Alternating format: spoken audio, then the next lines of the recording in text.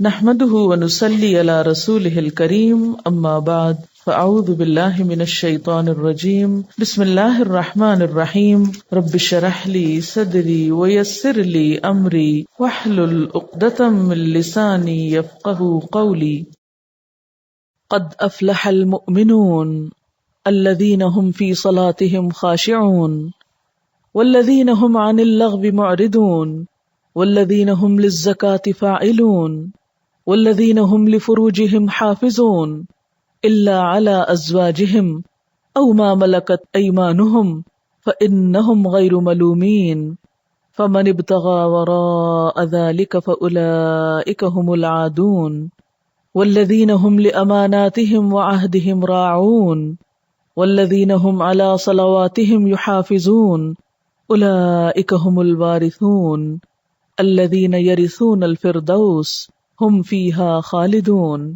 یقیناً فلاح پائی ہے ایمان لانے والوں نے جو اپنی نماز میں خشوع کا طریقہ اختیار کرتے ہیں، لغویات سے دور رہتے ہیں، زکوٰۃ کے طریقے پہ عامل ہوتے ہیں، اپنی شرمگاہوں کی حفاظت کرتے ہیں سوائے اپنی بیویوں کے اور ان عورتوں کے جو ان کی ملک یمین میں ہوں کہ ان پر محفوظ نہ رکھنے میں وہ قابل ملامت نہیں ہے، البتہ جو اس کے علاوہ کچھ اور چاہیں وہی زیادتی کرنے والے ہیں، اپنی امانتوں اور اپنے عہد و پیمان کا پاس رکھتے ہیں اور اپنی نمازوں کی محافظت کرتے ہیں، یہی لوگ وہ وارث ہیں جو میراث میں فردوس پائیں گے اور اس میں ہمیشہ رہیں گے۔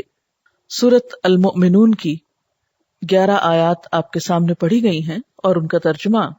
آج ہم اس سورت کی ابتدائی آیات پر بات کریں گے اور ہمارا آج کا موضوع ہوگا نماز میں خشوع کیسے پیدا کیا جائے۔ عموماً لوگ شکایت کرتے ہیں یا پریشان ہوتے ہیں کہ ہم نماز تو پڑھ لیتے ہیں لیکن ہماری نمازوں میں خشوع نہیں آتا، یا نماز پڑھ کر سکون نہیں ملتا، یا نماز پڑھتے ہوئے دلوں میں بہت وسوسے آتے ہیں۔ تو آئیے دیکھتے ہیں کہ ان آیات کی روح سے ہم اپنی نمازوں کو کیسے بہتر بنا سکتے ہیں اور نماز میں خشوع پیدا کرنے کا طریقہ کیا ہو سکتا ہے۔ الذین هم فی صلاتهم خاشعون، وہ لوگ کامیاب ہیں جو اپنی نمازوں میں خشوع رکھتے ہیں، خشوع اختیار کرتے ہیں۔ خشوع کا لفظ خ شین عین سے ہے جس کا معنی ہے سکون، ایسی نماز جس میں سکون ہو، دل کے اندر بھی اور ظاہری حرکات میں بھی، یعنی دل میں اللہ کا خوف ہو، اللہ ہی کی محبت ہو، اللہ کی طرف دھیان ہو، اور دل کے اندر یہ احساسات اتنے گہرے ہوں کہ انسان کے ظاہری رویے میں بھی نظر آ رہے ہوں، اس کے اعضاء پر بھی ان کا اثر ہو۔ پھر خشوع کا معنی کسی کے آگے جھک جانا، دب جانا، عاجزی اور انکساری کا اظہار کرنا بھی کیا گیا ہے۔ تو گویا خشوع کا لفظ آتے ہی دل میں پہلا خیال کیا آنا چاہیے؟ سکون، ٹھہراؤ، ریلیکس، عاجزی، جھکاؤ۔ اسی لیے ہم دیکھتے ہیں کہ حضرت مجاہد کہتے ہیں کہ نظر اور آواز کو پست رکھنے کا نام خشوع ہے۔ حضرت علی رضی اللہ تعالیٰ عنہ فرماتے ہیں کہ دائیں بائیں التفات یعنی گوشہ چشم سے دیکھنے سے بچنا خشوع ہے، یعنی نماز میں کھڑے ہو کر دائیں بائیں نہیں دیکھنا، ادھر ادھر نہیں دیکھنا، اور آنکھوں کے کناروں سے بھی نہیں دیکھنا۔ جو اس سے بچ جائے گویا وہ خشوع کی حالت میں ہے۔ حضرت عطا فرماتے ہیں کہ بدن کے کسی حصے سے نہ کھیلنا خشوع ہے، یعنی نماز میں بے وجہ کھجانا یا کپڑے ٹھیک کرنا، ہلنا جلنا، آگے پیچھے ہونا، کبھی ٹانگ اٹھانا، کبھی انگلیاں مروڑنا، کبھی کچھ کرنا، کبھی ایک ٹانگ پہ بوجھ ڈال کے کھڑے ہو جانا، یہ سب چیزیں خشوع کے خلاف ہیں۔ حضرت ابو ذر رضی اللہ تعالی عنہ سے روایت ہے کہ رسول اللہ صلی اللہ علیہ وسلم نے فرمایا، اللہ تعالیٰ نماز کے وقت اپنے بندے کی طرف برابر متوجہ رہتا ہے جب تک وہ دوسری طرف التفات نہ کرے، یعنی بندہ جب رب کی طرف متوجہ رہتا ہے تو رب بھی بندے کی طرف متوجہ رہتا ہے۔ جب وہ دوسری طرف التفات کرتا ہے یعنی گوشہ چشم سے دیکھتا ہے تو اللہ تعالیٰ اس سے رخ پھیر لیتے ہیں، یعنی آپ کا دھیان اگر اللہ کی طرف رہا تو اللہ کی توجہ بھی آپ کی طرف، جو ہی آپ نے ادھر ادھر منہ کیا، توجہ کی، اللہ نے بھی اپنا رخ پھیر لیا۔ نبی کریم صلی اللہ علیہ وسلم نے حضرت انس کو حکم دیا کہ اپنی نگاہ اس جگہ رکھو جس جگہ سجدہ کرتے ہو، اور یہ کہ نماز میں دائیں بائیں التفات نہ کرو. یعنی نماز کو خشوع کیا ہے؟ نگاہیں سجدے کی جگہ ہوں. اگر آپ اس عمل میں کامیاب ہو جائیں تو یقین مانے آپ کی نماز میں خشوع آ جائے گا. بہت سے لوگ یہ سمجھتے ہیں کہ شاید آنکھیں بند کر کے نماز پڑھنے سے زیادہ خشوع آتا ہے، جو کہ غلط فہمی ہے. ایسا کرنا پسندیدہ بھی نہیں. لگتا بہت آسان ہے کہ کچھ چیز نظر نہ آئے تو ہمارا دھیان زیادہ اللہ کی طرف ہو جائے گا، لیکن آج آپ نماز میں تجربہ کر کے دیکھیں، جو لوگ آنکھیں بند کر کے پڑھتے ہیں وہ آنکھیں کھول کر سجدے کی جگہ دیکھنا شروع کریں. اس میں یہ ہوتا ہے نا کہ جب ہم بچپن سے ایک طریقے پہ نماز پڑھ رہے ہیں، کبھی کسی نے ہمیں ٹوکا نہیں، کیونکہ ہم سب سے زیادہ مائنڈ اس وقت کرتے ہیں جب کوئی ہماری نماز کی اصلاح کرنا چاہے. عام طور پر اگر آپ لوگوں کو کسی بھی چیز سے روکیں تو وہ اتنا نہیں برا مناتے، لیکن اگر نماز کے بارے میں تھوڑی سی بات بھی کر دے تو ہائپر سینسٹیو ہوتے ہیں، غصہ کرتے ہیں کہ کیوں کہا. اگر مثلا کسی نے اگر دوپٹہ باریک لیا نماز میں تو اسے روکا جائے کہ نہیں یہ ٹھیک نہیں، یا اگر ٹخنے ننگے ہو رہے ہیں اور بتایا گیا، یا یہ کہ نماز کا طریقہ درست نہیں، اگر اس میں کسی نے تھوڑی سی بھی مداخلت کر دی تو ناقابل برداشت. تم ہوتے کون ہو مجھے کچھ کہنے والے. اس لیے عموماً لوگ اپنی عزت بچانے کو دوسروں کو چھوڑ دیتے ہیں. ٹھیک ہے جو چاہیں کریں، پھر کیا ہو سکتا ہے. جب کسی کو خود پرواہ نہیں، جب کوئی خود اپنی اصلاح نہیں چاہتا تو آپ کیا کر سکتے ہیں کسی کے لیے. اور بعض اوقات انڈائریکٹلی 20 بار سمجھانے کے باوجود بھی لوگ اپنا طرز عمل نہیں بدلتے. تو یاد رکھیے کہ جب تک طریقہ درست نہیں ہوگا خشوع نہیں آئے گا. تو خشوع لانے کے لیے نمبر 1 کہ سنت کے مطابق نماز پڑھنے کی کوشش کریں، اور اس میں سجدے کی جگہ پہ دیکھنا شروع کریں. نماز میں حرکت کم کریں. عموماً تو مجھے ٹیلی ویژن دیکھنے کا کبھی نہ موقع ملا ہے نہ موقع ہوتا ہے. تو اس رمضان میں جہاں ہم ٹھہرے ہوئے تھے تو وہاں پر ٹیلی ویژن تھے، تو رات کو حرم کی تراویح آتی تھی، تو مجھے بہت ہوتا تھا کہ اتنا قریب ہے ہم اور وہاں شریک نہیں ہو سکتے. تو میں اہتمام کے ساتھ تھوڑی دیر لگا کے دیکھتی تھی کہ اچھا آج کون سی آیات آ رہی ہیں، آج کیا ہو رہا ہے. تو اس میں نے خصوصی طور پہ غور کیا کہ جو امام ہوتے تھے ایسے لگتا تھا کہ پتھر کے بت ہیں جو ان کو بالکل کوئی حرکت نہیں. اور وہاں سے مجھے اپنی نماز کو چیک کرنے کا احساس ہوا کہ ایک جگہ پر نظر ہے. ہمارا حال کیا تھا، کبھی آنکھیں بند کر لیتے، اوپر سر کر رہے ہوتے ہیں، کبھی ادھر کر رہے ہوتے ہیں، کبھی نیچے کر لیتے ہیں، کبھی آنکھیں کھول لیتے ہیں، کبھی ادھر ادھر تھوڑا سا دیکھ لیتے ہیں. کیا خاک خشوع آئے گا؟ اگر آپ کسی کو خشوع کے ساتھ نماز پڑھتے دیکھیں تو آپ دیکھیں گے آپ کی نماز میں بھی آئے گا، یا آپ کے پاس اگر کوئی کھڑا ہو تو اس سے بھی آپ کو فائدہ ہوگا.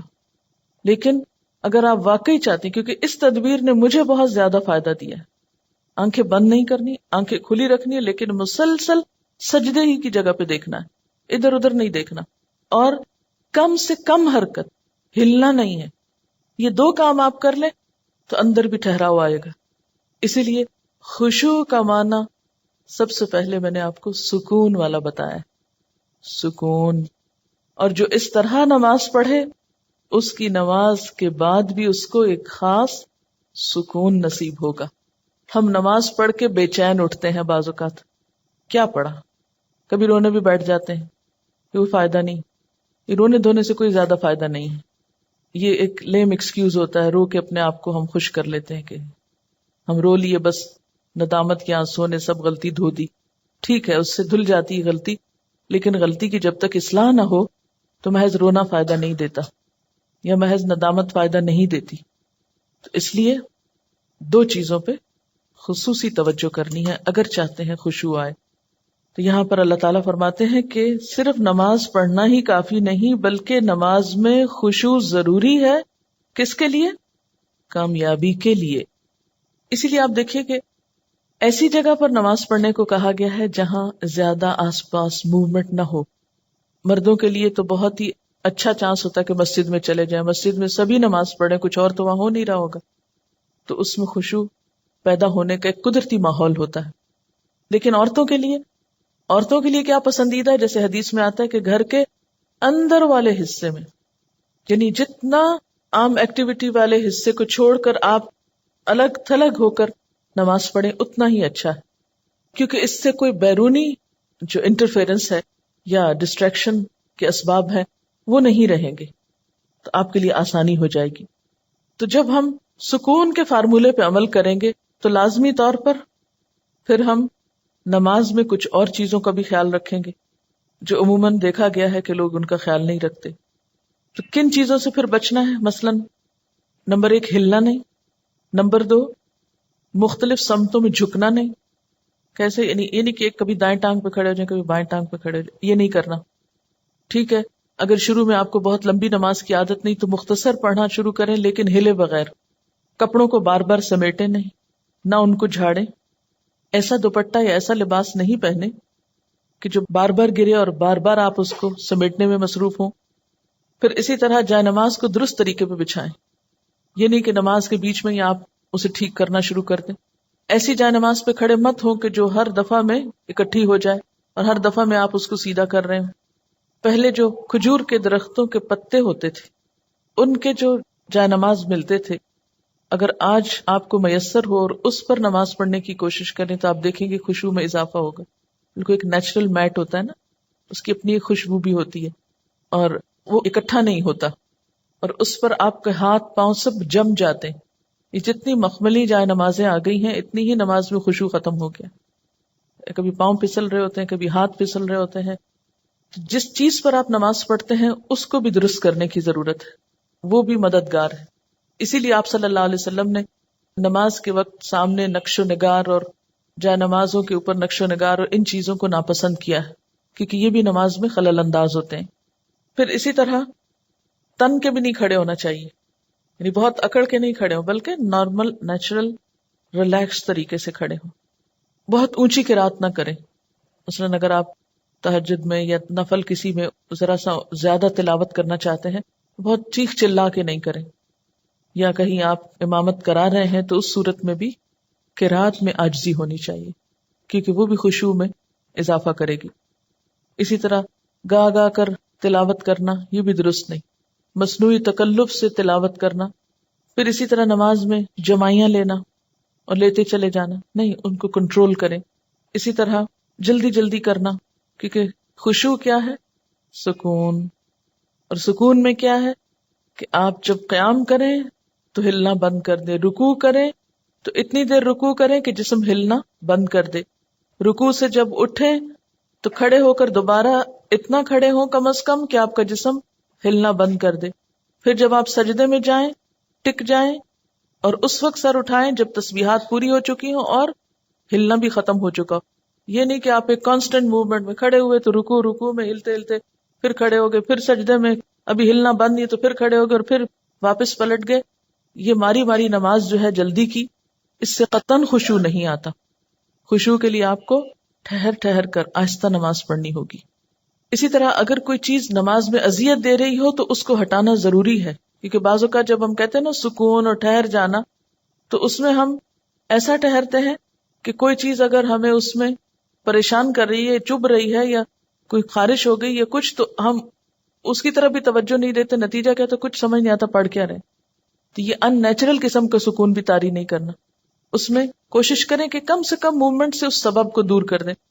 مثلا اگر کہیں خارش ہوئی ہے تو ایک ہاتھ سے بس اس جگہ ہلکا سا دبا کے خارش کر دیں. یہ نہیں کہ ہلا ہلا کے خارش شروع کر دیں یا کہ بالوں کو سمیٹنا شروع کر دیں یا بالوں سے کھیلنا یا کپڑوں سے. یا بعض لوگ جیسے مرد حضرات حرم میں نماز پڑھ ہوتے تھے نا تو وہ مختلف لوگوں کو دیکھ کے آپ اندازہ کر سکتے ہیں کہ کون کس طرح پڑھ رہا ہے نا، اور اس سے اپنے آپ کو کمپیئر کرتے ہیں کہ جب میں ایسی حرکت کروں تو میں بھی تو یہی لگتی ہوں گی.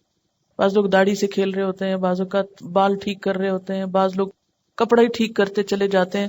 تو یہ ساری چیزیں جو ہیں ہل جل کی یہ نماز کی خشوع میں اثر انداز ہوتی ہیں. پھر ایک اور مرحلہ ہے اور وہ ہے اندر کے خیالات اور سوچوں کا. بہت سے لوگ اس پر پریشان ہوتے ہیں. اگر آپ اس طریقے پہ عمل کریں گے، سجدے والی جگہ پہ دیکھنا ذرا شروع کریں، آپ دیکھیں گے خیالات کم ہو جائیں گے. بہرحال ہر شخص کا اپنا اپنا حساب ہو سکتا ہے. مجھے اس سے بہت فائدہ ہوا ہے کیونکہ اللہ کے رسول صلی اللہ علیہ وسلم کی کوئی بات بھی حکمت سے خالی نہیں. تو خیالات دو طرح کے ہوتے ہیں. ایک ہوتا ہے خیالات کا آنا اور ایک ہوتا ہے خیالات کا لانا. آنے والوں کو تو آپ روک نہیں سکتے، پاسبل ہی نہیں. اور ایک ہوتا ہے خود انوائٹ کرنا، کسی کو بلانا، دعوت دینا. اس کو آپ بہرحال کنٹرول کر سکتے ہیں. اب جو بن بلائے آ جاتے ہیں ان کو آنے دیں، ان کو آپ اگنور کر دیں، کیونکہ ہمارا دماغ ایسی چیز ہے کہ جو کانسٹنٹلی کام کرتا ہے، رکتا نہیں ہے. آپ سو رہے ہوں تب بھی وہ خوابیں دیکھتا رہتا ہے، آپ جاگ رہے ہوں، آپ کسی سے بات کر رہے ہوں تو ضروری نہیں کہ آپ کی پوری توجہ وہاں ہو. بہت دفعہ ایسا ہوتا ہے کہ بات کرتے ہوئے آپ کا دھیان وہاں بھی ہوتا ہے اور کہیں اور بھی ہوتا ہے. ہاں؟ تو ان تمام چیزوں پر جو خیالات تو خود بخود آ رہے ہیں وہ آتے رہیں گے، اس کو نہیں آپ روک سکتے. مثلا کانوں کے اوپر تو آپ کیا کرتے ہیں؟ ہاتھ رکھ سکتے ہیں، آنکھوں کو بند کر سکتے ہیں، زبان بند کر سکتے ہیں، لیکن دماغ کے خیال کا کیا کریں؟ کوئی ڈھکنا نہیں دے سکتے، کوئی سوئچ نہیں آف کر سکتے. وہ تو خدا نخواستہ آف ہوا تو پھر تو گئے، آن نہیں ہو سکتا پھر. اب یہ بڑی مشکل ہے، اس لیے ان کے پیچھے نہ پڑے، ان کو زیادہ سوچے نہ، ان کو اہمیت نہ دے، ان کو اپنے اوپر حاوی نہ ہونے دے، ان کا تذکرہ نہ بہت زیادہ کریں. یہ کچھ لوگوں کو میں نے دیکھا وہ ہر ایک کو لے کے بیٹھ جاتے ہیں، میں کیا کروں، میرے تو خیال بہت آتے ہیں نماز میں. کسی کے پاس کوئی جادو کی چھڑی نہیں کہ جو ایک آپ کو لگائے گا اس وقت اور آئندہ آپ کے خیالات نہیں آئیں گے. اس لیے آپ ان کا تذکرہ زیادہ نہ کریں، just take it easy, normal لیں. تو ہوتا ہی ہے تو آئیں گے، لیکن یہ نہ کریں کہ کوئی ایک خیال آ گیا ہے تو پھر اس کے آگے اور سوچیں. مثلاً اپنے کاموں کی پلاننگ وہاں کھڑے ہو کے شروع کر دیں. اور فرض نمازوں میں ایسا نہیں ہو سکتا، ایسا نہیں کیا جا سکتا. نفل میں اگر ہو جائے، جیسے حضرت عمر رضی اللہ تعالیٰ عنہ جو فوجوں کو ترتیب دینی ہوتی تھی تو نفل نماز شروع کر دیتے تھے.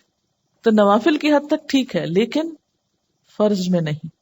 پھر آپ دیکھیے کہ اگر آپ بدل بدل کے صورتیں پڑھیں گے، قرآن پاک کا کچھ حصہ ساتھ ساتھ یاد کرتے رہیں گے، تو آپ دیکھیں گے کہ اس سے بھی فرق پڑتا ہے. چینج سے یکسوئی آتی ہے. مثلاً ایک جگہ آپ کھڑے ہیں یا ایک جگہ آپ کام کر رہے ہیں تو بعض اوقات آپ کام نہیں کر پاتے اور بار بار آپ کو خیالات تنگ کرتے ہیں. اپنی پڑھائی کے دوران بھی آپ نے دیکھا ہوگا، آپ تھوڑی سی پوزیشن چینج کر لیتے ہیں، جگہ بدل لیتے ہیں، اٹھ کے جا کے پانی پی کے آ جاتے ہیں یا کچھ، تو اس سے پھر فرق پڑ جاتا ہے. اسی طرح اگر آپ تلاوت یعنی قرآن پاک کا وہ حصہ جو نماز میں پڑھ رہے ہیں اگر آپ اس کو تبدیل کرتے رہیں تو فائدہ ہوگا. اس کے لیے طریقہ کیا ہو؟ کیونکہ آپ نے دیکھا ہوگا کچھ قرآن پاک آپ نے یاد کیا پھر وہ آپ کو بھولنے لگا. کوئی صورت اگر کچھ دن تک نہیں پڑھی، اگلے دن نماز میں پڑھنے کھڑے ہوئے وہ اٹکنا شروع ہو گیا، آپ نے تنگ آ کے چھوڑ دی. ایسی چیزیں بہت نیچرل ہوتی ہیں. اس کا علاج کیا ہے؟ پاکٹ سائز کا چھوٹا سا قرآن پاک کا نسخہ جو ہے وہ نماز کے وقت میں قریب رکھ لیں. میں نے ایک باسکٹ سی بنائی ہوئی، تو آپ کیا کریں، دعاؤں کے کارڈز، تسبیح اور جو قرآن پاک کا نسخہ، اگر آپ چشمہ لگا کے پڑھتے ہیں تو چشمہ، یہ ساری ضروری چیزیں جو ہیں اس کے اندر موجود ہوں. وہ آپ اپنے بیڈ روم میں، اپنے وارڈ روم میں کہیں ایک جگہ پر اس کو رکھ لیں. جو ہی نماز پڑھنے لگے جائے نماز بچھائی اور اٹھا کے وہ ٹوکری پاس رکھ لی. اچھا سنت پڑھ لی آپ نے، اب آپ نے ارادہ کیا کہ میں آج فلاں سورت پڑھوں گی اور آپ کو بھولی ہوئی ہے یا آپ سمجھتے ہیں کہ آپ کو یاد دہانی کی ضرورت ہے. کئی کئی جگہ ہوتے ہیں نا وہ شبے پڑ جاتے ہیں، تو آپ کیا کریں، شروع کرنے سے پہلے 1 سیکنڈ کے لیے ان جگہوں پر دیکھ لیں، اس کو پھر رکھ لیں، پھر آپ نماز پڑھیں. آپ انشاءاللہ وہ سورت بہتر طور پر پڑھ پائیں گے. جب آپ پڑھیں گے تو آپ دیکھیں گے کہ آپ کی واقعی نماز میں خوشی پیدا ہوگی. کیونکہ کچھ عملی تدابیر بھی ہوتی ہیں کہ یکسوئی والی جگہ ہو لیکن ساتھ ایسی چیزیں موجود ہوں. مثلاً اگر آپ نوافل پڑھ رہے ہیں اور آپ تھک گئے ہیں بیچ میں، تو بجائے اس کے کہ اپنے اوپر زور زبردستی کر کے پھر کھڑے ہو جائیں، آپ بیچ میں تھوڑا بیٹھ بھی سکتے ہیں، یا یہ کہ سلام پھیر کر آپ دعاؤں کا کارڈ نکالیں، کچھ دعائیں پڑھ لیں، اس میں آپ ریلیکس بھی ہو جائیں گے اور ساتھ یہ ہے کہ دعائیں بھی مانگی جائیں گی اور اگلے 2 نفل جو ہیں وہ زیادہ یکسوئی کے ساتھ پڑھے جائیں گے. تو اس طرح کی کچھ عملی تدابیر جو ہیں وہ آپ کی نماز کو اچھا کر دیتی. اسی طرح اگر ماحول کو تھوڑا اور خوشگوار بنائیں، مثلاً یہ کہ جا نماز کے اوپر اگر آپ تھوڑا سا عطر لگا لیں، یا یہ کہ آپ اس کو جھاڑ پٹک کے رکھیں، کچھ عرصے بعد اس کو دھو لیں، صاف کر لیں. تو یہ جو پاکیزگی اور صفائی کے جو مرحلے ہیں نماز کے ساتھ، لباس کے علاوہ، جسم کے علاوہ جگہ کی صفائی، اس سے بھی نماز میں خشوع آتا ہے. کیونکہ اگر آپ ایسی جگہ پہ نماز پڑھیں جو اسمیلی ہے یا جہاں گھٹن ہے یا جہاں کوئی آکسیجن نہیں ہے، تو اس سے بھی کیا ہوگا کہ آپ کو ایک دم جمائیاں آنے لگیں گی، آپ کو نیند آنے لگے گی، آپ کے اندر ایک بیزاری کی کیفیت ہوگی. تو ہمیشہ جب کوئی مسئلہ پیش آئے تو صرف رونا دھونا نہ کیا کریں. ہم رونا دھونا کر کے واویلا کر کے یہ سمجھتے ہیں کہ مسئلہ حل ہو جائے گا، جو کہ ہو سکتا ہی نہیں. واویلا کرنا کسی مسئلے کا حل نہیں، اس کو تو اپنی زندگی سے نکال دیں، جو میں نے دیکھا ہے کہ خواتین میں زیادہ ہی ہے، اور اس سے ہم مار کھاتے ہیں. ہاں؟ یعنی کوئی مسئلہ پیش آیا، ہائے کیا کروں، ہائے کیوں ہو گیا، ہائے نہیں، یہ سب نکال دیں. مسئلہ پیش آنے پر، مسئلہ نماز میں خشوع نہیں، مسئلہ پیش آ گیا، مسئلہ پیش آنے پر مسئلے کو پہچانے، اس کے اسباب جانے، یعنی مسئلے کو آئیڈینٹیفائی کریں پہلے، یہ ہے مسئلہ، خشوع نہیں آ رہا، پہچانے وجوہات کیا ہیں، کیوں نہیں آ رہا. ایک وجہ کہ جگہ ٹھیک نہیں، 2 وجہ کہ قرآن یاد نہیں، 3 وجہ کہ آس پاس شور ہے، وغیرہ وغیرہ وجوہات معلوم کر لیں. اور ایک ان سب وجوہات سے بڑی وجہ کہ نماز پڑھنے کے ٹھیک طریقہ ہی نہیں آتا، الفاظ کی ادائیگی درست نہیں نماز کی، تو وہ ہر وقت ایک گلٹ ہے اندر، پتہ نہیں ٹھیک پڑھ رہی ہوں کہ نہیں، پتہ نہیں ٹھیک پڑھ رہی ہوں کہ نہیں. یہ جب تک یہ گلٹ رہے گی نماز میں خوشی نہیں آئے گی. اس گلٹ کو دور کریں. اگر آپ کو مثلاً اتحیات پڑھنا نہیں آتا، دروشی پڑھنا نہیں آتا، سیکھ لیں کسی سے، بالکل شرم محسوس نہیں کریں، جتنا جلدی ہو سیکھ لیں، کیونکہ اگر درست علم ہوگا تو آپ دیکھیں گے کہ اس سے بھی آپ کو سکون آ جائے گا. سارے مسائل کی وجوہات جانیں اور پھر ایک ایک کر کے وجہ کو دور کرنے کی کوشش کریں. اگر آپ سمجھتے ہیں کہ وجہ دور آپ سے خود نہیں ہو رہی تو کسی سے مشورہ کر لیں کہ اس مسئلے کا حل کیا ہو سکتا ہے. لیکن مسئلے کو سب سے پہلے آپ خود پہچانیں. کبھی یہ نہ کہا کریں بار بار مجھے نہیں پتا کہ یہ کیوں ہے. نہیں، کیوں نہیں پتا؟ پتا ہونا چاہیے. اللہ نے آپ کو عقل دی، سمجھ دی، جاننے کی کوشش کریں. اور پھر اس کے بعد یہ ہے کہ اس کا حل کریں، اور اس معاملے میں بے صبری نہ کریں. بہت سے مسائل کے حل میں وقت لگتا ہے، اس وقت کو اویل کریں، اور صبر کے ساتھ آہستہ آہستہ آپ دیکھیں گے کہ انشاءاللہ وہ مسئلہ حل ہوتا جائے گا. اور سب سے بڑی بات یہ کہ پھر اللہ تعالیٰ سے خوب خوب دعا کریں کہ اللہ تعالیٰ تو میری نماز میں خشوع دے دے، مجھے نماز کا شوق دے دے، مجھے نماز کی محبت دے دے، نماز کو میری آنکھوں کی ٹھنڈک بنا دے. اس طرح کی جو بھی دعائیں آپ کے دل میں آئیں، آپ دیکھیے کہ مانگنے کے لیے آپ کے اندر سے بات اٹھنی چاہیے نا. دعا کوئی مصنوعی چیز نہیں ہے کہ کوئی مانگ رہا ہے تو آپ اس کو دیکھ کے آپ بھی شروع کر دیں. اس کی ضرورت آپ کو خود محسوس ہونی چاہیے کہ یہ چاہیے مجھ کو، یہ مانگنا ہے مجھے، اس کے بغیر میرا گزارا نہیں ہو رہا. تو جس طرح دنیا کی چیزوں کے لیے ہم تڑپ تڑپ کے مانگتے ہیں، اسی طرح دین کے لیے بھی، اپنی آخرت کے لیے بھی تڑپ تڑپ کے مانگنا سیکھیں. تو انشاءاللہ آپ دیکھیں گے کہ اللہ تعالیٰ کی رحمت بہت قریب ہے. پھر ایک اور بات یہ ہے کہ جہاں اٹکاؤ ہو وہاں صدقہ کریں. یعنی جو صدقہ ہے ہر رکاوٹ کو دور کرنے کا ذریعہ ہوتا ہے. اس سے آپ دیکھیں گے کہ گرہیں کھلیں گی. اور صدقے کے لیے بھی ضروری نہیں کہ کوئی بہت بڑی اسپیشل چیز آپ تیار کریں، جمعرات کا انتظار کریں اور پھر اس میں کھانا پکائیں اور پھر اس میں مخصوص لوگوں کو بلائیں اور کھلائیں، یا کوئی اور اس طرح کا مصنوعی کام کریں. اس کے لیے کیا ہے، فوری طور پر کسی کے ساتھ کوئی بھلائی کر لیں، اور کوئی نہیں تو جو سامنے سے آ رہا ہے اس کو دیکھ کے مسکرا لیں. اسی طرح آگے بڑھ کے سلام کریں. ان چھوٹی چھوٹی چیزوں میں دوسروں کی مدد جو ہے یہ سب صدقے کے کام ہے. اور ساتھ یہ ہے کہ پھر اللہ کے راستے میں مال خرچ کرنا، اپنی پسندیدہ چیز دوسرے کو دے دینا، اسی طرح کی چھوٹی چھوٹی چیزیں. تو آپ دیکھیں گے کہ وہ اندر کی گرہیں کھلیں گی نا تو باہر کی خود بخود کھلنے لگیں گی اور آپ ریلیکس ہو جائیں گے. اور اس خشوع کے ساتھ نماز جو ہے کامیابی کا ذریعہ ہے. اگرچہ مکمل کامیابی آخرت میں ہوگی، لیکن دنیا میں بھی آپ دیکھیں گے کہ آپ کو ہر مشکل کا حل، جیسے نبی صلی اللہ علیہ وسلم کا طریقہ تھا، کیا تھا کہ جب بھی آپ کو کوئی مشکل معاملہ پیش آتا فوراً نماز پڑھتے. وہ نماز پھر ایک بوجھ نہیں رہے گا. بخاری اور مسلم میں ہے، حضور صلی اللہ علیہ وسلم سے پوچھا گیا کہ سب سے زیادہ محبوب عمل اللہ کے نزدیک کیا ہے؟ آپ نے فرمایا نماز کو وقت پر ادا کرنا. پوچھا گیا پھر؟ فرمایا ماں باپ سے اچھا سلوک کرنا. پوچھا گیا پھر؟ فرمایا اللہ کی راہ میں جہاد کرنا. جہاد کرنا اگرچہ ضروری ہے لیکن وہ بعد میں ہے، پہلے اپنی نمازیں درست کر لیں اور وقت پہ پڑھیں. اور یہ جو وقت پہ پڑھنا ہے نا، اگر اس کی عادت ہو جائے تو آپ دیکھیں گے کہ آپ کے وقت میں برکت ہو جائے گی. ہوتا کیا ہے، نماز کا وقت ہو گیا نا، ہم ٹال رہے ہیں، نہ تو جو کام کر رہے ہیں وہ صحیح ہو رہا ہے ٹالنے کی وجہ سے، اور نہ نماز ہماری ٹھیک ہوگی پھر، کیونکہ جو نماز دیر سے پڑھی جائے گی اس میں خشوع ہو ہی نہیں سکتا. اگر آپ فجر کے آخری ٹائم پہ اٹھے ہیں کیسے خشوع آئے گا؟ ٹینشن تو یہی رہے گی کہ سورج نہ نکل آئے یا نکل نہ چکا ہو. کوئی بھی نماز جو تاخیر سے پڑھیں گے آپ، وقت گزار کے پڑھیں گے، وہ خشوع سے خالی ہو جائے گی، خود بخود آٹومیٹیکلی پھیکی ہو جائے گی. اس لیے کوشش کریں، یعنی اگر آپ خشوع لانا چاہتے ہیں تو پہلی کوشش کہاں سے شروع ہو کہ وقت پر اور اول وقت میں. حضرت ابو درداء سے روایت ہے کہ رسول اللہ صلی اللہ علیہ وسلم نے فرمایا سب سے پہلی چیز جو امت سے اٹھ جائے گی یعنی سلب ہو جائے گی وہ خشوع ہے، یہاں تک کہ قوم میں کوئی خاشع نظر نہ آئے گا. بہت سے لوگ نماز پڑھیں گے مگر کوئی خاشع نظر نہ آئے گا. حدیث میں آتا ہے ایک مرتبہ نبی صلی اللہ علیہ وسلم نے ایک شخص کو دیکھا کہ نماز پڑھ رہا ہے، ساتھ ساتھ داڑھی کے بالوں سے کھیلتا جا رہا ہے. اس پر آپ نے فرمایا لو خشع قلبہ خشعت جوارحہ، اگر اس کے دل میں خشوع ہوتا تو اس کے جسم پہ بھی خشوع طاری ہو جاتا. ظاہری خشوع جب آتا ہے جب دل میں خشوع، دل اللہ کے آگے جھکا ہوا، اور اگر دل دنیا کی یادوں میں اور دنیا کے قصوں میں مشغول ہو تو پھر خشوع نہیں آ سکتا. خشوع کا لفظ بولتے ہی آپ کے ذہن میں کیا چیز آتی ہے؟ سکون، عاجزی. ایک لفظ میں ہو تو سکون اور دوسرے میں ساتھ ہی عاجزی بھی. سورۃ الانبیاء میں پیغمبروں کی صفات میں اللہ تعالیٰ فرماتے ہیں وَكَانُوا لَنَا خَاشِعِينَ، یہ سارے پیغمبر ہمارے لیے خشوع کرنے والے تھے.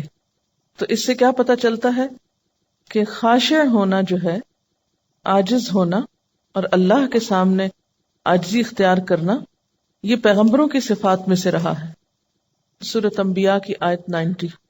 اور اس میں بھی آپ دیکھیے کہ انہم کانوا یسارعون فی الخیرات ویدعوننا رغبا ورہبا وکانوا لنا خاشعین، کہ وہ بھلائیوں میں بہت جلدی کرتے تھے، یسارعون فی الخیرات، اور ویدعوننا رغبا ورہبا، رغبت کے ساتھ اور خوف کے ساتھ ہمیں پکارتے. حالانکہ وہ پیغمبر تھے پھر بھی محض رغبت نہیں تھی، خوف بھی ساتھ تھا. وَكَانُوا لَنَا خَاشِعِينَ، اور وہ ہمارے آگے جھکے ہوئے تھے.